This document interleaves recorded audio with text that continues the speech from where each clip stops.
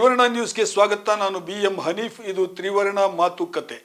ಇವತ್ತಿನ ನಮ್ಮ ಮಾತುಕತೆಯಲ್ಲಿ ಅತಿಥಿಯಾಗಿದ್ದಾರೆ ಸಿ ಮೋಟಮ್ಮ.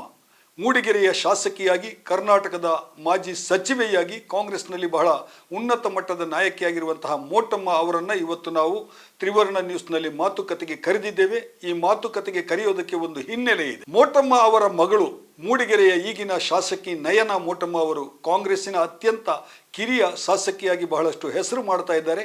ಅವರು ನಿನ್ನೆ ಮೂಡಿಗೆರೆಯಲ್ಲಿ ಸಾರ್ವಜನಿಕ ಹಿಂದೂ ಮಹಾಗಣೇಶೋತ್ಸವ ಉತ್ಸವ ಸಮಿತಿಯ ಒಂದು ಗುದ್ದಲಿ ಪೂಜೆಯ ಕಾರ್ಯಕ್ರಮದಲ್ಲಿ ಭಾಗವಹಿಸಿ ಒಂದು ಭಾಷಣವನ್ನು ಮಾಡಿದ್ದಾರೆ. ಅಲ್ಲಿಯ ಗಣೇಶೋತ್ಸವ ಉತ್ಸವ ಸಮಿತಿಯ ಕಾರ್ಯದರ್ಶಿಯಾಗಿಯೂ ಕೂಡ ಅವರನ್ನು ಆಯ್ಕೆ ಮಾಡಿದ್ದಾರೆ. ಅವರು ಶ್ರೀರಾಮ ಸೇನಾ ವೇದಿಕೆಯ ಮೇಲೆ ಪ್ರಮೋದ್ ಮುತಾಲಿಕ್ ಅವರ ಜೊತೆಗೆ ವೇದಿಕೆಯನ್ನ ಹಂಚಿಕೊಂಡು ಮಾಡಿರುವಂತಹ ಭಾಷಣ ಇವತ್ತು ವೈರಲ್ ಆಗ್ತಾ ಇದೆ. ಈ ಭಾಷಣದ ಹಿನ್ನೆಲೆಯಲ್ಲಿ ನಾವು ಮೋಟಮ್ಮ ಅವರನ್ನು ಮಾತನಾಡಿಸ್ತಾ ಇದ್ದೇವೆ.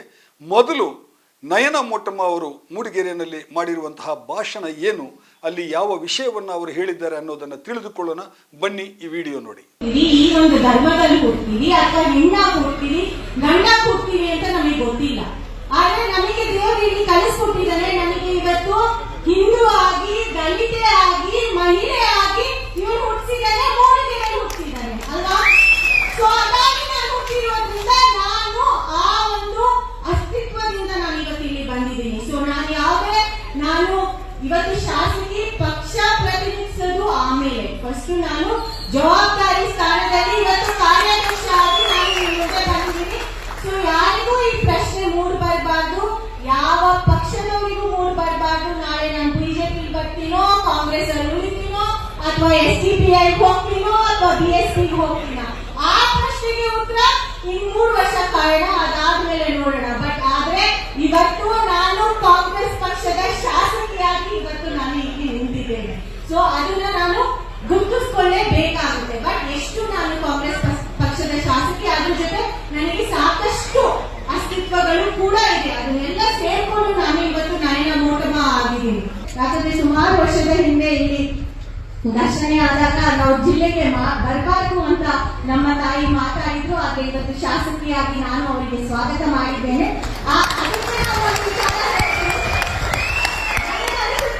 ನನಗನ್ಸುತ್ತೆ ನನ್ನ ಭವಿಷ್ಯ ಹಾಗಾದ್ರೆ ತುಂಬಾ ಚೆನ್ನಾಗಿದೆ ಅಂತ.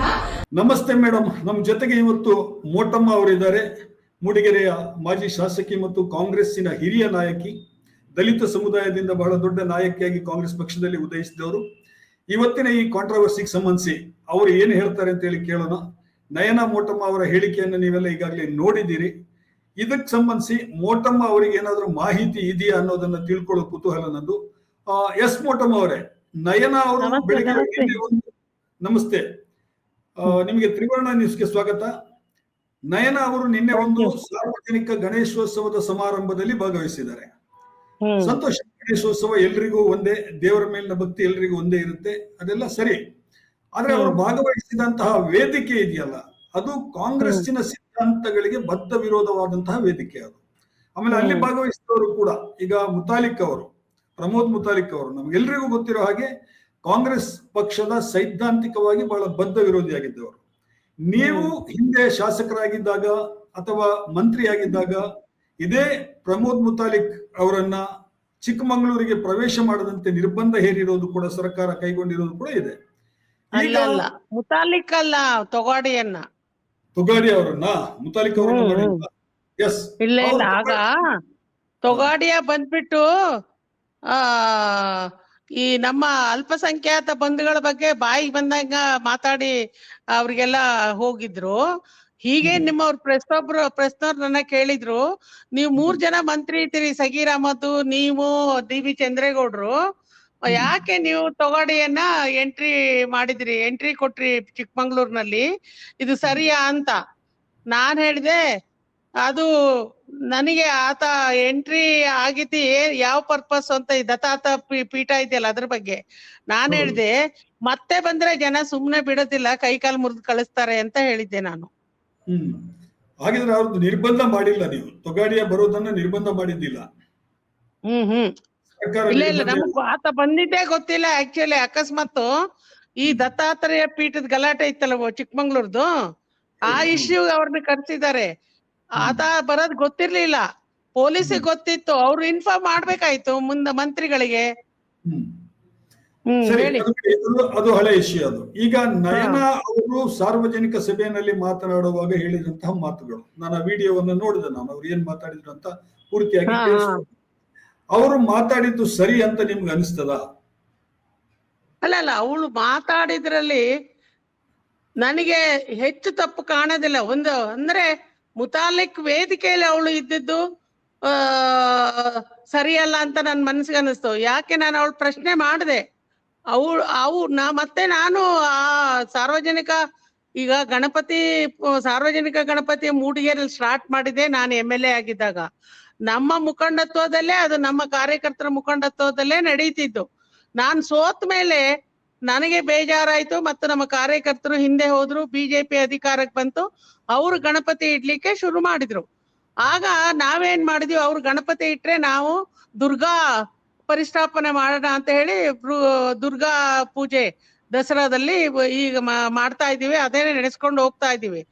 ಅವಳಿಗೆ ನಿನ್ನೆ ಒಬ್ಬ ಕ್ಷೇತ್ರದ ಶಾಸಕಳಾಗಿ ಅದಕ್ಕೆ ನೀವು ಗೌರವಾಧ್ಯಕ್ಷರು ಅಥವಾ ಕಾರ್ಯಾಧ್ಯಕ್ಷರಾಗಿರ್ಬೇಕು ಅಂತ ಕರೆದಾಗ ಗಣಪತಿ ಸೇವಾ ಸಮಿತಿಯವರಂತ ಹೋಗಿದ್ದಾಳೆ ವಿನ ಮುತಾಲಿಕ್ ದೊಡ್ಡ ಲೀಡರ್ ಬಂದಿದ್ದಾನಂತ ಅವಳು ಹೋಗಿಲ್ಲ. ಆಮೇಲೆ ಆ ವೇದಿಕೆಯಲ್ಲಿ ಅವಳು ಹೇಳಿದ್ದಾರೆ, ನಾನು ಯಾವುದೇ ಒಂದು ಪಕ್ಷದ ಇದರಲ್ಲಿ ಇಲ್ಲಿ ವೇದಿಕೆ ಅಂತ ಬಂದಿಲ್ಲ, ನಾನು ಒಬ್ಳು ಶಾಸಕಳಾಗಿ ಬಂದಿದ್ದೇನೆ, ಕ್ಷೇತ್ರದ ಈ ಒಂದು ಸಾರ್ವಜನಿಕ ಗಣಪತಿಯ ವೇದಿಕೆ ಅಂತ ಬಂದಿದ್ದೇನೆ ವಿನ ಯಾವುದೇ ಪಕ್ಷದ ವೇದಿಕೆ ಅಂತ ಬಂದಿಲ್ಲ ಅನ್ನೋದನ್ನ ಸ್ಪಷ್ಟಪಡಿಸಿದಾಳೆ. ಒಂದೇ ಅಂತ ಹೇಳಿದ್ರೆ ನಾನು ಕೇಳಿದೆ, ಮುತಾಲಿಕ್ ಅವರ ವೇದಿಕೆಯಲ್ಲಿ ನೀನು ವೇದಿಕೆ ಹಂಚ್ಕೊಂಡಿದ್ದು ಸರಿಯಲ್ಲ ಮಗಳೇ ಅಂತ ಹೇಳಿದೆ ನಾನು. ಅದಕ್ಕೆ ನಾನು ಈ ಸಂದರ್ಭದಲ್ಲಿ ಏನ್ ಹೇಳಕ್ ಇಷ್ಟಪಡ್ತೀನಿ ಅಂದ್ರೆ, ಒಂದು ಗಣಪತಿ ಹಬ್ಬಕ್ಕೆ ಗಣಪತಿ ಪ್ರತಿಷ್ಠಾಪನೆ ಮಾಡ್ಲಿಕ್ಕೆ ಮುತಾಲಿಕ್ ಅವ್ರನ್ನ ಕರೆದು ಆ ವೇದಿಕೆನ ಸೃಷ್ಟಿ ಮಾಡಿದ್ದು ಫಸ್ಟ್ ಆಫ್ ಆಲ್ ಈ ಶ್ರೀರಾಮ ಭಕ್ತರು ಅಂತ ಅಂದ್ಕೊಂಡು, ಬಿಜೆಪಿ ಅಂತ ಭಕ್ತರು ಅಂದ್ಕೊಂಡು ಏನಿದ್ದಾರೆ ಇವ್ರನ್ನ ನಾನು ಮೂರ್ಖರು ಅಂತ ಹೇಳ್ತೀನಿ. ಇದುವರೆಗೂ ಯಾವುದೇ ದೇವರ ಪ್ರತಿಷ್ಠಾಪನೆ, ಹೊಸದಾಗಿ ವಿಗ್ರಹ ಪ್ರತಿಷ್ಠಾಪನೆಗೆ ಮಾತ್ರ ಗೆಸ್ಟ್ ಗಳನ್ನ ಕರೀತಾರೆ. ಆದ್ರೆ ಊರಲ್ಲಿ ಗಣಪತಿಯನ್ನ ಪೂಜೆ ಮಾಡ್ತಾರೆ, ಅದನ್ನ ಸ್ಥಾಪನೆ ಮಾಡ್ತಾರೆ. ಅದಕ್ಕೆ ಯಾವುದೇ ಮುಖಂಡರನ್ನ ಕರೆಯೋದಿಲ್ಲ. ತದನಂತರ ಕಾರ್ಯಕ್ರಮಗಳನ್ನ ಬೇರೆ ಕಾರ್ಯಕ್ರಮಗಳನ್ನ ಮಾಡಿದಾಗ ಇವ್ರನ್ನ ಗೆಸ್ಟ್ ಗಳು ಕರೀತಾರೆ. ಇದು ಏನು ವಿಶೇಷ ಅಂತ ಇವರು ಮೂಡಿಗೆರೆ ನಮ್ಮ ಶ್ರೀರಾಮ ಸೇನೆ ಅಥವಾ ಹಿಂದೂ ಇವರು ಅಂತ ಹೇಳಿ ಯಾಕೆ ಕರೆದ್ರು ಗೊತ್ತಿಲ್ಲ. ಅದು ಅವರ ಮೂರ್ಖತನ ಅಂತಾನೆ ನಾನು ಹೇಳ್ತೀನಿ. ಅದರಲ್ಲೂ ಪ್ರಾಣೇಶ್ ಅವರು ಮುಖಂಡ ಉಪಾಧ್ಯಕ್ಷರದು, ನಮ್ಮ ಉಪಸಭಾಪತಿ ಅವರು ನಾನ್ ಪಾರ್ಟಿ ಮ್ಯಾನ್ ಆಗಿ ಇಲ್ಲಿ ಕೆಲಸ ಮಾಡ್ಬೇಕಾಗತ್ತೆ ವಿಧಾನ ಪರಿಷತ್ತಲ್ಲಿ. ಅಂತವ್ರು ಅವ್ರನ್ನ ಕರೆಯೋ ಅಗತ್ಯ ಇರ್ಲಿಲ್ಲ. ಆ ಮನುಷ್ಯನೇ ಅದಕ್ಕೆ ವೇದಿಕೆ ಉದ್ಘಾಟನೆಗೆ ಹೋಗ್ಬೋದಾಗಿತ್ತು. ಇದು ನೋಡಿ, ಅನಾವಶ್ಯಕ ಕಾಂಟ್ರವರ್ಷಿಯಲ್ಗೆ ಅವಕಾಶ ಮಾಡಿಕೊಟ್ಟಂಗೆ ಆಗಿದೆ ಅಂತ ನಾನು ಅಂತ ಇದ್ದೀನಿ. ಇಲ್ಲಿ ಧರ್ಮದ ಪ್ರಶ್ನೆ ಮುಖ್ಯ ಅಲ್ಲ. ಯಾರ್ಯಾರಿಗೆ ಯಾವ ದೇವ್ರ ಬಗ್ಗೆ ಭಕ್ತಿ ಇದೆ, ಧರ್ಮದಲ್ಲಿ ವಿಶ್ವಾಸ ಇದೆ, ಧರ್ಮದಲ್ಲಿ ಅವರಿಗೆ ಏನ್ ಹೇಳ್ತಾರೆ, ಪೀಸ್ ಆಫ್ ಮೈಂಡ್ ಸಿಗುತ್ತೆ, ಎನರ್ಜಿ ಸಿಗುತ್ತೆ, ಆ ಧರ್ಮದ ಇದನ್ನ ಮಾಡ್ಕೊಂಡು ಹೋಗ್ಲಿ. ಅದನ್ನ ವೈಭವೀಕರಿಸೋದಿದೆಯಲ್ಲ, ಅದು ತಪ್ಪು. ಮತ್ತೆ ನಾನು ಇನ್ನೊಂದು ನೋಡಿದೆ ರೀ ಮೂಡಿಗೆರೆ ಈ ಹುಡುಗರ ಇದನ್ನ, ಅಲ್ಲಿ ಹೋಗಿ ಆ ಸುಹಾಸ್ ಶೆಟ್ಟಿ ಇದಕ್ಕೆ ಫ್ಯಾಮಿಲಿಗೆ ಹೋಗಿ ಸಾಂತ್ವನ ಹೇಳಿ, ಹಿಂದೂ ಕಾರ್ಯಕರ್ತರ ಮೂಡಿಗೆರೆಯವರು ಅಲ್ಲಿ ಭೇಟಿ ಕೊಟ್ಟಿದ್ರು ಅಂತ. ಎಲ್ಲರೂ ಈಗ ನಾವೆಲ್ಲ ಹಿಂದೂಗಳೇ ಅಪ್ಪ, ನಾವು ಹಿಂದೂ ಧರ್ಮವನ್ನ ಕಾರ್ಯಕರ್ತರಾಗಿ ಕೆಲಸ ಮಾಡೋದಿಲ್ಲ. ಹಿಂದೂ ಧರ್ಮದಲ್ಲಿ ಅಥವಾ ಭಗವದ್ಗೀತೆಯಲ್ಲಿ ಏನು ನ್ಯಾಯ ನೀತಿ ಹೇಳಿದೆ ಅದನ್ನ ಪಾಲನೆ ಮಾಡ್ಬೇಕು. ಅರ್ಥ ಆಯ್ತಾ? ಒಂದ್ ನಿಮಿಷ ಮೇಡಮ್, ಅದ್ ಸರಿ. ಈಗ ಅವರು ಮೂರ್ಖತನದ ಕೆಲಸವನ್ನ ಮಾಡಿದ್ದಾರೆ, ಇವರನ್ನ ಕರೆದು ಅಂತ ನೀವು ಹೇಳ್ತಾ ಇದ್ದೀರಿ. ಇವರು ಹೋಗಿ ಮೂರ್ಖತನದ ಕೆಲಸ ಮಾಡಿದ್ದಾರೆ ಅಂತ ನಿಮ್ಗೆ ಅನ್ಸಲ್ವಾ? ಯಾಕಂತ ಹೇಳಿದ್ರೆ ಕಾಂಗ್ರೆಸ್ ಪಕ್ಷದ ಇಲ್ಲ ಯಾಕಂದ್ರೆ ಒಬ್ಬ ಕ್ಷೇತ್ರದ ಮುಖಂಡರಾಗಿ ನೀವು ಈ ಗಣಪತಿ ಸೇವಾ ಸಮಿತಿಯ ಕಾರ್ಯಾಧ್ಯಕ್ಷರಾಗಿ ಬರ್ಬೇಕು ಅಂತ ಹೇಳಿದಾಗ ಹೋಗಿದ್ದಾಳೆ. ಆದ್ರೆ ಅದಕ್ಕೆ ನಾವು ಮುತಾಲಿಕ್ ಕರ್ದಿದ್ದೀವಿ ಅಂತ ಅವ್ರೇನು ಹೇಳಿಲ್ಲ, ಹಾಗಾಗಿ ಹೋಗಿಲ್ಲ. ಆಮೇಲೆ ಕೇಸರಿ ನೋಡಿ, ಈಗ ನಾನು ಕೂಡ ವೇಲು ಕೇಸರಿನೇ ಹಾಕೊಂಡಿದ್ದೀನಿ, ಅರ್ಥ ಆಯ್ತಾ? ಇಲ್ಲಿ ನೋಡಿ ನಾನು ಕೂಡ ಕೇಸರಿ ಸಾರಿಗಳನ್ನು ಉಡ್ತೇನೆ. ನನಗೆ ಯಾಕೆ ಅಂತ ಹೇಳಿದ್ರೆ, ನಮ್ಮ ಹಳ್ಳಿಯ ಜನ ಊರಲ್ಲಿ ಬಸವಣ್ಣನ ಬಗ್ಗೆ ತುಂಬಾ ಭಕ್ತರು, ಗೌರವ, ಅದರಲ್ಲೂ ನನ್ ಜನ. ಅಲ್ಲಿ ಯಾರು ಲಿಂಗಾಯತರಿಲ್ಲ, ಮೂಡಿಗೆರೆಯಲ್ಲಿ ಜಾಸ್ತಿ ಒಕ್ಕಲಿಗಾಸ್ ಇರೋದು, ದಲಿತರಿರೋದು, ಮುಸ್ಲಿಮ್ರು ಇರೋದು. ಅವ್ರು ಏನ್ ಹೇಳ್ತಿದ್ರು ಗೊತ್ತಾ ಬಸವಣ್ಣನ? ಅವ್ರಿಗೆ ಪದ್ಯ ಹೇಳ್ತಿದ್ದು, ಅವ್ರಿಗೇನು ಓದಿಲ್ಲ ಬರ್ದಿಲ್ಲ ನೋಡಿ. ಶರಣು ಶರಣು ಶರಣು ದೇವರಿಗೆ, ಶರಣು ಚೆನ್ನ ಬಸವಯ್ಯಗೆ. ಬಸವಯ್ಯ ಹುಟ್ಟ್ಯಾರೆ ಹೊಸಪೇಟೆ ಕಟ್ಟ್ಯಾರೆ, ರಸಬಾಳಿ ಕಬ್ಬು ಬೆಳೆವಾಗ. ಅವ್ರು ಹೆಂಗಿರ್ತಿದ್ರು ಅಂದ್ರೆ, ಕೆಂಪುಂದ ಹೊದ್ದುಕೊಂಡು ಕೆಂಪುಂದ ಹಾಸಿಕೊಂಡು ಕೆಮ್ಮುಗಿಲಿಡಿದು ಬರುವರು ಕೋಲೆ ಅಂತ ಹೇಳಿ ಬಸವಣ್ಣನ ಆ ಒಂದು ಕಾವಿ ಬಟ್ಟೆಯಲ್ಲಿ ಹೇಗ್ ನೋಡ್ತಾ ಇದ್ರು. ಬಸವಣ್ಣ ಎಂತವ್ರು ಅನ್ನೋದನ್ನ ನಂಬಿದ್ರು ನನ್ ಜನ. ಹಾಗಾಗಿ ಕಾವಿನ ವಿರೋಧ ಅಲ್ಲ, ಕಾವಿ ಹಾಕೊಂಡು ಏನು ಈ ದ್ವೇಷ ಭಾವನೆಯನ್ನು ಹುಟ್ತಾರಲ್ಲ, ಅದನ್ನ ವಿರೋಧ ಮಾಡೋದ್ರಲ್ಲಿ ಅರ್ಥ ಇದೆ. ಒಂದ್ ನಿಮಿಷ ಅದೆಲ್ಲ ಸರಿ, ನೀವು ಹೇಳಿರೋದು ಇದ್ರ ಬಗ್ಗೆ ನನಗೆ ಯಾವುದೇ ಭಿನ್ನಮತಗಳಿಲ್ಲ. ನಾನ್ ಕೇಳ್ತಾ ಇರೋದು ಪ್ರಶ್ನೆ ಬಹಳ ಸಿಂಪಲ್ ಆಗಿದೆ. ಈ ಸಾರ್ವಜನಿಕ ಗಣೇಶೋತ್ಸವವನ್ನು ಇದೇ ಮೊದಲ ಬಾರಿಗೆ ಶ್ರೀರಾಮ ಸೇನೆಯವರು ಮಾಡ್ತಾ ಇದ್ದಾರೆ ಮತ್ತು ಮುತಾಲಿಕಾ ಇಲ್ಲ, ಇದೆಲ್ಲ ಮೊದಲೇ ಬಾರಿಗೆ ಅಲ್ಲ. ನಾನು ಸೋತ್ಮೇಲೆ 2004 ನಂತರ ಇದು ಸಾರ್ವಜನಿಕ ಗಣಪತಿ ಅಂತಾನೆ ಹಿಡ್ತಿದ್ದು. ಹೌದು, ನಡೀತಾ ಇದೆ. ಸಾರ್ವಜನಿಕ ಗಣೇಶೋತ್ಸವ ಪ್ರತಿ ಸಲ ನಡೀತಾ ಇದೆ. ಅಲ್ಲಿ ಬಹಳಷ್ಟು ಮಂದಿ ಬೇರೆ ಬೇರೆ ಧರ್ಮದವರು ಕೂಡ ಅದಕ್ಕೆ ಕಾಂಟ್ರಿಬ್ಯೂಷನ್ ಮಾಡ್ತಾರೆ. ಅಲ್ಲಿ ಚಿಕ್ಕಮಗಳೂರಲ್ಲಿ. ಬಟ್ ಇದೇ ಮೊದಲ ಬಾರಿಗೆ ಈ ತರ ಶ್ರೀರಾಮ ಸೇನೆಯವರು ಇದನ್ನ ಹಿಂದೂ ಮಹಾಸಭಾ ಗಣಪತಿ ಅನ್ನೋ ತರ ಮಾಡಿ ಇವತ್ತು ನಿನ್ನೆ ಭಾಷಣದಲ್ಲಿ ಕೇಳಿಸ್ಕೊಂಡೆ ನಾನು ಅದನ್ನ. ಇಲ್ಲಿ ಪ್ರಶ್ನೆ ಬರೋದು ಇಷ್ಟೇ, ಏನು ಹೇಳಿದ್ರೆ, ನೀವೇ ಸುತ್ತ ನಯನಾ ಮೋಟಮ್ಮ ಅವರೇ ಒಂದು ಸಾರ್ವಜನಿಕ ಗಣೇಶೋತ್ಸವ ಸಮಿತಿಯನ್ನ ಮಾಡಿ ಅದರ ಅಧ್ಯಕ್ಷರಾಗಿದ್ರೆ ಯಾರ್ದು ಅಬ್ಜೆಕ್ಷನ್ ಇರ್ತಿರ್ಲಿಲ್ಲ. ಇದನ್ನ ಮಾಡಿದವರು ಕಾಂಗ್ರೆಸ್ ಪಕ್ಷದ ಸೈದ್ಧಾಂತಿಕ ವಿರೋಧಿಗಳು ಮಾಡ್ತಾ ಇದ್ದಾರೆ. ಅವರಿಗೊಂದು ಉದ್ದೇಶ ಇರುತ್ತೆ. ಅವರಿಗೆ ಏನು ಅಂತ ಹೇಳಿದ್ರೆ, ಕಾಂಗ್ರೆಸ್ನವರ ಶಾಸಕಿಯನ್ನ ನಾವು ಕರೆದ್ರೆ ಜನರಲ್ಲಿ ಒಂದು ಕನ್ಫ್ಯೂಷನ್ ಕ್ರಿಯೇಟ್ ಆಗುತ್ತೆ. ಈ ಶಾಸಕಿಯವರಿಗೆ ಏನು ಜನಪ್ರಿಯತೆ ಇದೆ, ಅವರು ಶಾಸಕಿಯಾಗಿ ಆಯ್ಕೆ ಆಗಿ, ಯಾಕಂದ್ರೆ ಇಲೆಕ್ಷನ್ ನಲ್ಲಿ ನೀವು ಅವರ ವಿರುದ್ಧನೇ ಹೋರಾಡಿರೋದು. ಇಲೆಕ್ಷನ್ ನಲ್ಲಿ ಇದೇ ನಯನ ಅವರ ಬಗ್ಗೆ ಏನೆಲ್ಲ ಕ್ಯಾಂಪೇನ್ ಮಾಡಿದ್ದಾರೆ ಅನ್ನೋದು ನಮ್ಗೆ ಗೊತ್ತಿದೆ. ಶ್ರೀರಾಮ ಸೇನೆಯವರು ಮಾಡಿದ್ದಾರೆ, ಸಂಘ ಪರಿವಾರದವರು ಮಾಡಿದ್ದಾರೆ, ಬಜರಂಗ ದಳದವರು ಮಾಡಿದ್ದಾರೆ. ನಯನಾ ಮೋಟಮ್ಮ ಅವರು ಮಾಡರ್ನ್ ಆಗಿ ಡ್ರೆಸ್ ಹಾಕೊಂಡಿರೋದನ್ನ ತೋರಿಸಿ ಏನೆಲ್ಲ ವಾಟ್ಸಪ್ ನಲ್ಲಿ ಬಂತು, ಫೇಸ್ಬುಕ್ ನಲ್ಲಿ ಬಂತು, ಸಾಮಾಜಿಕ ಮಾಧ್ಯಮಗಳಲ್ಲಿ ಬಂತು ಅನ್ನೋದು ನಿಮಗೂ ಗೊತ್ತಿದೆ, ಎಲ್ರಿಗೂ ಗೊತ್ತಿದೆ. ಹೀಗಿರುವಾಗ ಅವ್ರು ಮಾಡ್ತಾ ಇರುವಂತಹ ಒಂದು ಕಾರ್ಯಕ್ರಮಕ್ಕೆ ಈಗ ನೀವೇ ನಿಮ್ಮ ಅಧ್ಯಕ್ಷತೆಯಲ್ಲೇ ಒಂದು ಗಣಪತಿಯನ್ನು ಕೂಡಿಸಿದ್ರೆ ಯಾರು ಏನು ಹೇಳ್ತಾ ಇರ್ಲಿಲ್ಲ. ಯಾಕಂತ ಹೇಳಿದ್ರೆ ದೇವರ ಭಕ್ತಿ ಎಲ್ರಿಗೂ ಇದ್ದಿದ್ದು. ಅದಕ್ಕೆ ಕಾಂಗ್ರೆಸ್, ಬಿಜೆಪಿ, ಜೆಡಿಎಸ್ ಅಂತ ಇಲ್ಲ. ಎಲ್ಲರೂ ದೇವರನ್ನ ಭಕ್ತಿಯಿಂದ ಆರಾಧಿಸ್ತಾರೆ. ಅವರವರಿಗೆ ಬೇಕಾದ ಸ್ವಾಮೀಜಿಗಳ ಕಡೆಗೆ ಹೋಗ್ತಾರೆ, ಅವರವರಿಗೆ ಬೇಕಾದ ದೇವಸ್ಥಾನಗಳಿಗೆ ಹೋಗ್ತಾರೆ. ಅದನ್ನ ಯಾರು ಪ್ರಶ್ನೆ ಮಾಡೋದಿಲ್ಲ. ಅದನ್ನ ಇಲ್ಲಿ ಶ್ರೀರಾಮ ಸೇನೆಗೆ ಒಂದು ರಾಜಕೀಯ ಎಜೆಂಡಾ ಇದೆ, ಬಿಜೆಪಿಗೆ ಒಂದು ರಾಜಕೀಯ ಎಜೆಂಡಾ ಇದೆ. ಹಾಗಿರುವಾಗ ನಯನಾ ಮೋಟಮ್ಮ ಅವರು ಅಲ್ಲಿಗೆ ಹೋಗಿರೋದು ಇದು ಬೇರೆ ಬೇರೆ ಸಿಗ್ನಲ್ ಗಳನ್ನ ಕೊಡುತ್ತದೆ ಅನ್ನುವಂಥದ್ದು ಒಂದು ಮಾತು. ಎರಡನೇದೊಂದು ಪ್ರಶ್ನೆ ಅವರ ಭಾಷಣದಲ್ಲಿ ಬಂತು. ಒಂದು ಮಾತು ಹೇಳಿದ್ರು ಅವರು, ನಾನು ಇವತ್ತು ಕಾಂಗ್ರೆಸ್ ನಲ್ಲಿರ್ಬೋದು, ಇನ್ನು 3 ತಿಂಗಳ ನಂತರ ಅಥವಾ 3 ವರ್ಷದ ನಂತರ ಗೊತ್ತಿಲ್ಲ, ಬಿಜೆಪಿ ನಲ್ಲಿರ್ಬೋದು, BSP ನಲ್ಲಿರ್ಬೋದು, ಬೇರೆ ಯಾವುದೇ ಪಕ್ಷಕ್ಕೆ ಹೋಗ್ಬೋದು, ಗೊತ್ತಿಲ್ಲ ಅನ್ನುವಂತ ಮಾತನ್ನ ಕೂಡ ಹೇಳಿದ್ರು.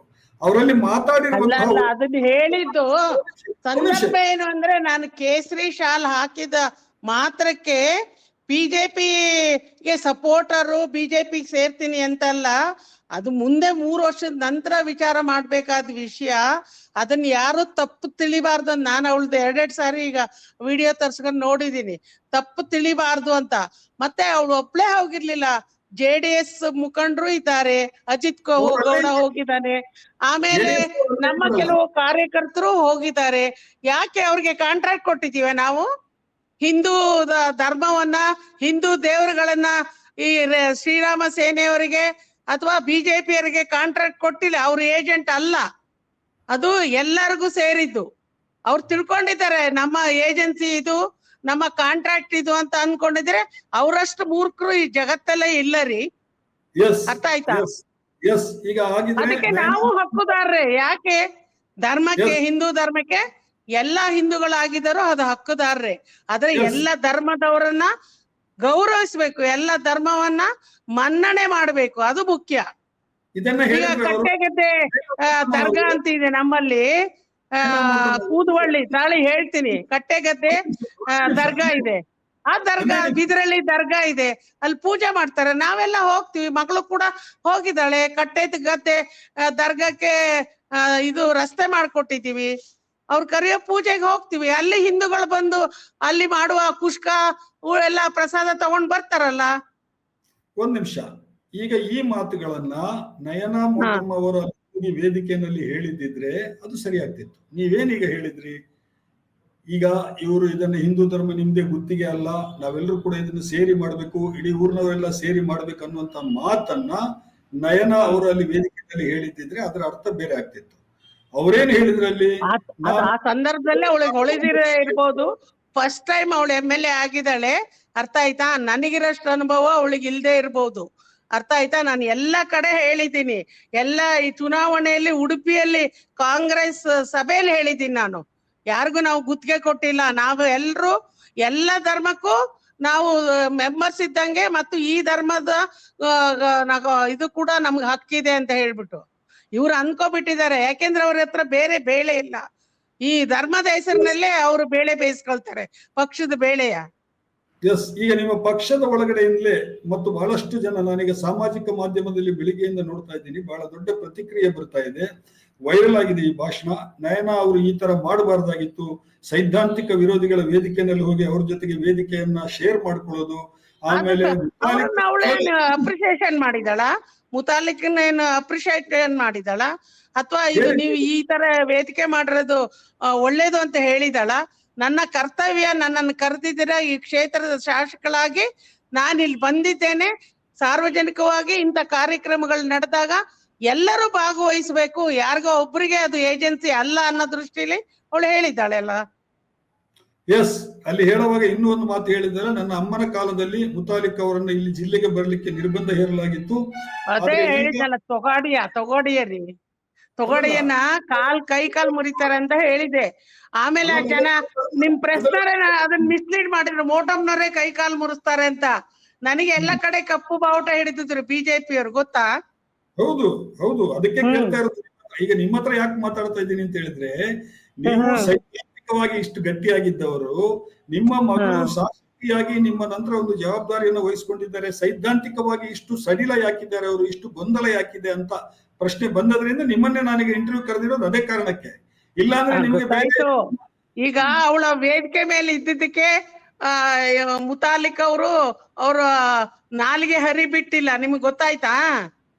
ನಾಲ್ಗೆ ಹರಿ ಬಿಟ್ಟಿಲ್ಲ ಅವರು, ಇಲ್ದ್ರೆ ಬೇರೆ ತರ ಹರಿ ಬಿಡ್ತಿದ್ರು ನಾಲ್ಗೆನ. ಅಲ್ಲ, ಅಲ್ಲಿ ನಯನ ಅವ್ರು ಮಾತಾಡಿದ್ದನ್ನ ನಾನು ಒಂದು ಕೇಳ್ತೀನಿ, ನಾನು ಸ್ಪಷ್ಟವಾಗಿ ಕೇಳಿಸ್ಕೊಂಡಿದ್ದೀನಿ ಅದನ್ನ. ಅವ್ರು ಹೇಳ್ತಾರೆ, ಅಮ್ಮ ಇದ್ದಾಗ ಮುತಾಲಿಕ್ ಅವರಿಗೆ ಬಹಳ ನಿರ್ಬಂಧಗಳೆಲ್ಲ ಇದ್ವು, ಈಗ ನಾನು ಇಲ್ಲಿ ವೇದಿಕೆಯಲ್ಲಿ ಇದ್ದೀನಿ, ಮುತಾಲಿಕ್ ಅವರು ಕೂಡ ಇಲ್ಲಿ ವೇದಿಕೆಯಲ್ಲಿ ಬಂದಿದ್ದಾರೆ, ನನಗೆ ತುಂಬಾ ಸಂತೋಷ ಆಯ್ತು, ಆಮೇಲೆ ನನ್ನ ಭವಿಷ್ಯ ಬಹಳ ಉಜ್ವಲ ಆಗುತ್ತೆ ಅಂತ ಹೇಳಿ ನನಗೆ ಅನಿಸ್ತಾ ಇದೆ ಅಂತೆಲ್ಲ ಹೇಳಿದ್ರು ಅವರು. ಇದರ ಅರ್ಥ ಏನು? ಇದು ಬೇರೆ ಬೇರೆ ಅರ್ಥ ಕೊಡುತ್ತಲ್ವಾ ಇದು? ಇವ್ರ ಭವಿಷ್ಯ ಏನು?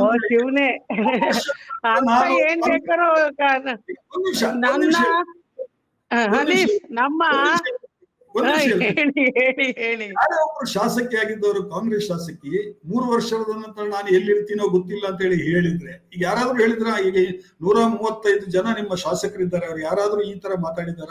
3 ವರ್ಷದ ನಂತರ ನಾನು ಎಲ್ಲಿರ್ತೀನಿ ಅಂತ ಗೊತ್ತಿಲ್ಲ ಅಂತ ಹೇಳಿ ಹೇಳಿದ್ರೆ ಅರ್ಥ ಏನು ಬರುತ್ತೆ? ಓ, ಬಹುಶಃ ಇವರು ಬಿಜೆಪಿ ಸೇರೋದಕ್ಕೆ ಸಿದ್ಧತೆ ಮಾಡ್ತಾ ಇರ್ಬೋದು, ಅದಕ್ಕೆ ಇವತ್ತು ಈ ಸಮಾರಂಭದಲ್ಲಿ ಭಾಗಿಯಾಗಿರ್ಬೋದು ಅನ್ನುವಂತ ಅನುಮಾನ ಬರ್ತದೆ ಅಲ್ವಾ? ಯಾರಿಗೆ ಆದ್ರೂ ಅನುಮಾನ ತಪ್ಪ? ನಿಮ್ ಕಾರ್ಯಕರ್ತರಿಗೆ ಅಲ್ಲ ಅನುಮಾನಕ್ಕೆ ಅದಕ್ಕೆ ಅರ್ಥ ಇರಲ್ಲ ಬಿಡಿ. ನಾನ್ ನಿಮ್ಮನ್ನ ಇನ್ನೊಂದು ಪ್ರಶ್ನೆ ಕೇಳ್ತೀನಿ. ನಮ್ UT ಖಾದರ್ ಅವರು ಎಂತದ್ರಲ್ಲಿ ಸ್ನಾನ ಆಯ್ತಲ್ಲ, ಎಂತ ಸ್ನಾನಮ್ಮ ಅಂದು? ಕುಂಭಮೇಳ.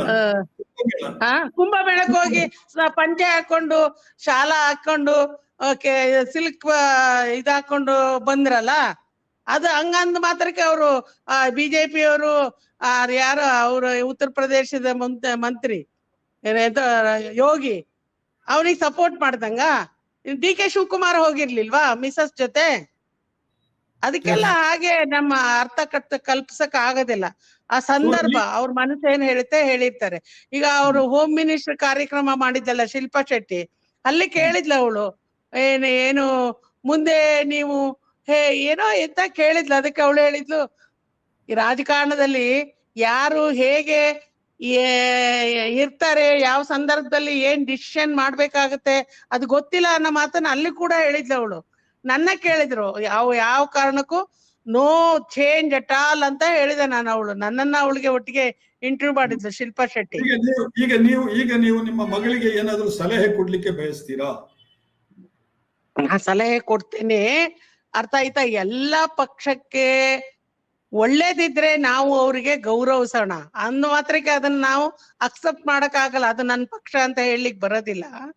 ಎಲ್ಲ ಧರ್ಮಕ್ಕೂ ನಾವು ಗೌರವ ಕೊಡೋಣ, ಎಲ್ಲ ಧರ್ಮದಲ್ಲಿ ಉತ್ತಮವಾದ ಅಂಶ ಏನಿದೆ ಅದನ್ನ ನಾವು ಅಳವಡಿಸ್ಕೊಳ್ಳೋಣ, ಗೌರವಿಸೋಣ. ಹೌದಮ್ಮ, ನಾನು ಅದನ್ನೇ ಹೇಳಿದ್ದು. ನೀವು ಅವಳು ಫ್ಯಾಷನ್ ಬಗ್ಗೆ ಎಲ್ಲ ಟೀಕೆ ಮಾಡಿದ್ರು ಅಂತ ಹೇಳಿದ್ರಲ್ಲ, ನಾನು ಒಮ್ಮೆ ಅವಳಿಗೆ ಹೇಳಿದೆ, ಮಾತಾಡಿದೆ. ಅವಳು ಸ್ಟಡಿ ಮಾಡ್ತಿದ್ದಾರ ಮೌಂಟ್ ಕಾಮಲ್ ಕಾಲೇಜಲ್ಲಿ.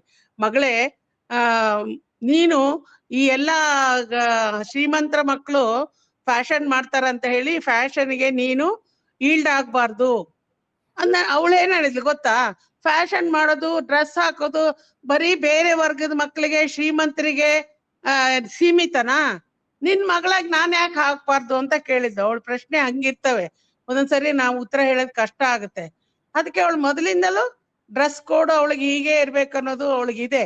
ಕೆಲವ್ರು ಹೇಳ್ಬೋದು. ಈಗ ನನಗೆ ಏನಂತ ಹೇಳಿದ್ರೆ, ನಮ್ ತಾಯಿ ನಮ್ಮಮ್ಮ ಇದನ್ನ ಇದು ಬಂದಿತ್ತು ನನಗೆ, ಅವರ ಒಂದು ಕಲ್ಚರ್ ಅಥವಾ ಅವರ ಒಂದು ನಡೆ ನುಡಿ, ಹಳ್ಳಿ ಗ್ರಾಮೀಣ ಇದು ಬಂದಿತ್ತು ಸೊಗಡು. ಆದ್ರೆ ಇವಳು ಹಂಗಲ್ಲ. ಇವಳು ಮೌಂಟ್ ಕಮಲ್ ಕಾಲೇಜಲ್ಲಿ ಓದಿದಾಳೆ, ಎಂತದದು ನಮ್ಮ ನ್ಯಾಷನಲ್ ಲಾ ಸ್ಕೂಲಲ್ಲಿ ಹೋಗಿದ್ದಾಳೆ, ಪೆನ್ಸಿಲಿನ್ ಯೂನಿವರ್ಸಿಟಿಲಿ LLM ಮಾಡಿದಾಳೆ. ಅಲ್ಲಿಗೆ ತಕ್ಕನಾಗ ಅವಳು ಇದ್ಲ್ತಾನೆ. ಅದ್ರ ಬಗ್ಗೆ ನಮ್ಮವ್ರು ಕೆಲವರು ಕಾಮೆಂಟ್ಸ್ ಮಾಡಿದ್ರು ಡ್ರೆಸ್ ಬಗ್ಗೆ. ಆದ್ರೆ ಅವಳಿಗೆ ಗುರಿ ಇಲ್ವಾ? ಕ್ಷೇತ್ರ ಕೆಲಸ ಮಾಡ್ಬೇಕು, ಕ್ಷೇತ್ರದಲ್ಲಿ ಇದೆಲ್ಲ ಮಾಡ್ಬೇಕು ಅನ್ನೋದು ಅವಳಿಗೆ, ನನಗಿಂತ ಅವಳಿಗೆ ವೆರಿ ಕಮಿಟೆಡ್ ಅವಳು. ಅದ್ರ ಬಗ್ಗೆ ನನಗೆ ಎರಡು ಮಾತಿಲ್ಲ. ರಾಹುಲ್ ಗಾಂಧಿ ಅವರು ಪದೇ ಪದೇ ಹೇಳ್ತಾ ಇರ್ತಾರೆ, ನಮ್ಮ ಕಾಂಗ್ರೆಸ್ ಪಕ್ಷದಲ್ಲೂ ಕೂಡ ಬಹಳಷ್ಟು ಜನ RSS ನ ಮನೋಭಾವದವರು ಇದ್ದಾರೆ, ಅವರನ್ನು ದೂರ ಇಡಬೇಕು, ಅವ್ರು ಬೇಕಿದ್ರೆ ಬಿಟ್ಟೋಗ್ಲಿ ಪಾರ್ಟಿನ, ಸ್ಲೀಪರ್ಸ್ ತರ ಕೆಲಸ ಮಾಡ್ತಾರೆ, ನಮ್ಮ ಕಾಂಗ್ರೆಸ್ ಪಕ್ಷದಲ್ಲೂ ಇದ್ದಾರೆ ಅಂತ ಹೇಳ್ಬಿಟ್ಟು ರಾಹುಲ್ ಗಾಂಧಿ ಅವರು ಬಹಿರಂಗವಾಗಿ ಹೇಳಿದ್ರು. ಈಗ ನಯನ ಅವರು ಈ ತರ ಮಾತಾಡಿದಾಗ ಬಹಳ ಮಂದಿಗೆ ಇದು ನೆನಪಾಯ್ತು. ಏನಿದು, ಕಾಂಗ್ರೆಸ್ ನಲ್ಲಿ ಇದ್ಕೊಂಡ್ಬಿಟ್ಟು ಶ್ರೀರಾಮ ಸೇನೆಯ ಸಮಾರಂಭದಲ್ಲಿ ಭಾಗವಹಿಸ್ತಾರೆ, ಮುತಾಲಿಕ್ ಅವರ ಜೊತೆಗೆ ಕೂತ್ಕೊಂಡು ಸಂತೋಷದಿಂದ ಭಾಗವಹಿಸ್ತಾರೆ, ಇನ್ನು 3 ವರ್ಷದ ನಂತರ ಏನಾಗುತ್ತೆ ಅಂತ ಗೊತ್ತಿಲ್ಲ ಅಂತ ಹೇಳ್ತಾ ಇದ್ದಾರೆ. ಇದೆಲ್ಲ ಒಂದಕ್ಕೊಂದು ಸಂಬಂಧ ಜನ ಡಿಸೈಡ್ ಮಾಡ್ಲಿ ಬಿಡಿ, ಅವಳು ಏನ್ ತೀರ್ಮಾನ ಮಾಡ್ತಾಳೆ. ಆ ಪಕ್ಷದಲ್ಲಿ ಕೆಲಸ ಮಾಡಿದವಳು ಬೇರೆ ಪಕ್ಷಕ್ಕೆ ಹೋದ್ರೆ ಜನ ಏನು ತೀರ್ಮಾನ ಮಾಡ್ಬೇಕು, ಅಥವಾ ಇದ್ರೆ ಏನ್ ತೀರ್ಮಾನ ಮಾಡ್ಬೇಕು. ಅವಳು ಯಾವ ಕಾರಣಕ್ಕೂ ಪಾರ್ಟಿ ಚೇಂಜ್ ಮಾಡೋದಿಲ್ಲ. ಅವಳು ಮದುವೆ ಆಗಿರೋದು ಮಾರ್ವಾಡಿ ಏನು ಫ್ಯಾಮಿಲಿ. ಮಾರ್ವಾಡೀಸ್ ಎಲ್ಲ ನಿಮ್ಗೆ ಗೊತ್ತಲ್ವಾ ಯಾವ ಪಕ್ಷಕ್ಕೆ ಹೆಚ್ಚು ಸಪೋರ್ಟ್ ಮಾಡ್ತಾರೆ ಅಂತ ಹೇಳಿ? ಅಲ್ಲ, ಈಗ ಜ್ಯೋತಿರಾದಿತ್ಯ ಸಿಂಧ್ಯಾ ಅವ್ರದ್ದು ನೀವು ಹೇಳಿದ್ರಿ, ಅವ್ರ ಹೆಸರು ಜ್ಯೋತಿರಾದಿತ್ಯ ಸಿಂಧ್ಯಾ. ಹೌದು, ಅವರು ಬಿಜೆಪಿಗೆ ಹೋಗಿದ್ದಾರೆ, ಅಲ್ಲಿಯ ಕ್ಷೇತ್ರದ ಜನರು ಒಪ್ಕೊಂಡ್ರು ಅಂತ ಹೇಳ್ತೀರಿ. ಹಾಗೆ ಇವರು ಬಿಜೆಪಿಗೆ ಹೋದ್ರೆ ಇಲ್ಲಿಯ ಕ್ಷೇತ್ರದ ಜನ ಒಪ್ಕೊಳ್ತಾರೆ ಅಂತ ಅದೇ ನಮ್ ಜನಕ್ ಬಿಟ್ಟಿತ್ತು ಅಂತ ನಾ ಹೇಳೋದು. ಅವಳು ಯಾರೇ ಯಾವ ಪಕ್ಷದಲ್ಲಿದ್ರು ಕ್ಷೇತ್ರದ ಜನ, ಕ್ಷೇತ್ರದ ಅಭಿವೃದ್ಧಿ, ಕ್ಷೇತ್ರದ ನಡಾವಳಿ ಇದೆಯಲ್ಲ ಅದನ್ನೆಲ್ಲ ಸರಿಯಾಗಿ ನಡೆಸ್ಕೊಂಡು ಹೋಗ್ತಾರ ಅನ್ನೋದೇ ಇಂಪಾರ್ಟೆಂಟ್ ಇರ್ತದೆ. ಆದ್ರೆ ನನಗೆ ನನ್ನ ವಿಶ್ವಾಸ, ಆತ್ಮವಿಶ್ವಾಸ ಹೇಳುತ್ತೆ, ಯಾವ ಕಾರಣಕ್ಕೂ ನನ್ನ ಮಗಳು ದಾರಿ ತಪ್ಪೋದಿಲ್ಲ. ಕಾಂಗ್ರೆಸ್ ಅವಳು ಉಸಿರಾಗಿರುತ್ತೆ, ಅವಳು ಕಾಂಗ್ರೆಸ್ ನಲ್ಲೇ ಇರ್ತಾಳೆ, ಕಾಂಗ್ರೆಸ್ಸಿನ ಬಾವುಟ ಹಾರಿಸ್ತಾಳೆ. ಯಾರು ತಪ್ಪು ಅಭಿಪ್ರಾಯ ಅವ್ರವ್ರ ಮನಸ್ಸಿಗೆ ತಕ್ಕನಾಗೆ ಅವರು ತಿಳ್ಕೊಂಡ್ ಮಾತಾಡೋದ್ರಲ್ಲಿ ಅರ್ಥ ಇಲ್ಲ. ಈಗ ನೀವ್ ಹೇಳಿದ್ರಲ್ಲ ಕಾಮೆಂಟ್ಸ್ ನಿಮಗ್ ಬಂದಿದೆ ಅಂತ, ನಾವು ಊರಲ್ಲಿ ಕೇಳಿದೆ. ಈಗ ನಮ್ಮ ಕಾಂಗ್ರೆಸ್ ವರ್ಕರ್ ಹೇಳಿದ 100 ಜನ ನಿನ್ನೆ ನಯನ ಮಾತಾಡಿರೋದ್ರ ಬಗ್ಗೆ ಅಪ್ರಿಸಿಯೇಷನ್ ಬಂದಿದೆ ಅಂದೆ. ಅದೆಲ್ಲ ಲಿಸ್ಟ್ ಮಾಡಿ ನಾನು ಕಳ್ಸು ಅಂತ ಹೇಳಿದೀನಿ. ಈಗ ನಿಶಾಂತ್ ಪಾಟೀಲ್ ನನ್ನ ಫೋನ್ ಮಾಡಿದ್ದ. ನಮ್ಮ ಹಿರಿಯ ನಾಯಕರು ಒಬ್ರು ನನ್ನ ಪ್ರಶ್ನೆ ಮಾಡಿದ್ರು, ಜಯರಾಮ್ ನೋಡಿ ಹೀಗೆ ಹೋಗ್ಬೋದಾ ಅಂತ. ನನಗನ್ನಿಸ್ದ ತಕ್ಷಣ ಇವಳು ವೇದಿಕೆಗೆ ಹೋಗೋತ್ತಿಗೆ ಕೇಸರಿ ಶಾಲು ಹಾಕ್ಬಾರ್ದಾಗಿತ್ತು, ನಾನು ಇದು ಕಾಂಗ್ರೆಸ್ ಶಾಸಕಿ ಅನ್ನೋ ದೃಷ್ಟಿಲೇ ವಿತೌಟ್ ಶಾಲೆ ಇರ್ಬೋದಾಗಿತ್ತು ಅಂತ ನನ್ ಮನ್ಸಿಗೆ ಅನಿಸ್ತು. Yes, thank you madam, thank you very much.